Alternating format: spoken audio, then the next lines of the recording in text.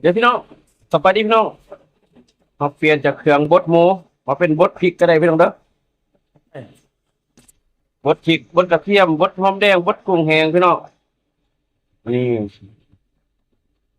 บดพริกไม่ว่าจะเป็นพริกแกงหรือว่าเห็ดพริกเผาก็ได้พี่น้องแต่ตอนนี้เคยลากำลังสีบดไปเห็ดพริกเผาได้พี่น้องเด้อ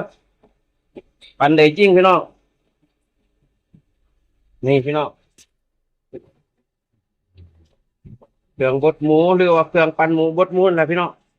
ไอเห็ดเป็นเครื่องปั่นพริกก็ได้พี่น้องเอ้ยแจ๋ว